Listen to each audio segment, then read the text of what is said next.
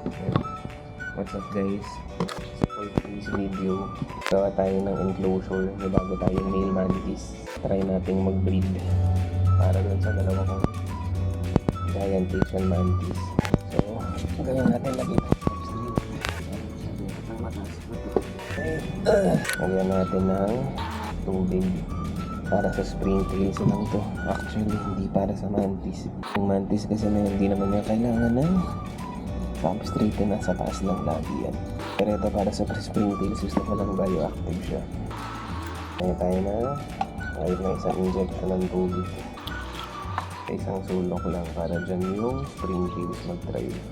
Saka piling ko tutulo din yan kasi hindi naman to butas to. Okay. Next, lagay tayo springtails. So yan, inuubos ko muna yung nandito.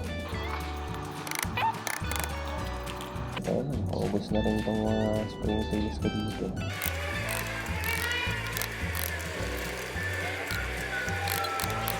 So hopefully mag-drive sila. Hindi ko alam kung magta-drive ba yan, pero try lang. Nahihirapan ako sa springtails sa totoo lang. Hindi sila masyadong naiintindihan.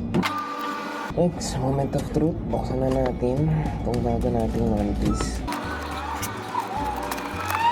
And shoutout kay Sir Johan. Kay Sir Johan ko ito binili. Male mantis. Yan. So ito siya. O diba? Kahawig siya ni yung dalawa ko. Nice one. Tignan natin kung anong magagawa natin dito. Hindi pa ganun halaki yung abdomen nito. So mukhang gutom ito. Hindi natin offeran natin pagkain. Siya. Dito ka. Hello. Bagong bahay. Dito ka. Lipat ka dito. Ayan, lipat ka dito. Natin siya dito. Uy, lakad ka dyan.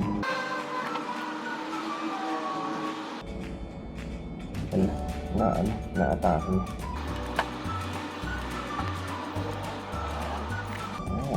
Okay. Okay, so yan siya. Mamaya try natin offeran niya ng dubia. Okay, offeran natin yan. Tingnan natin kung kakain. Tatak natin yan sa romansahan.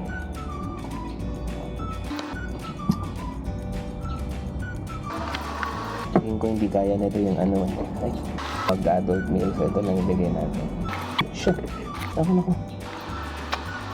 Ganda nung kanyang Marvin. Nahulog yung dubia. Ako, doon. Nasaan na yung dubia?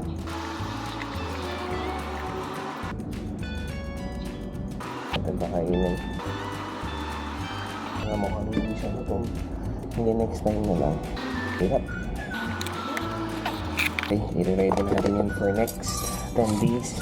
And i-breed natin silang dalawa. So let's go. Pala miss natin ng konti lang. Maliit lang yung clip. That's it. Bye-bye.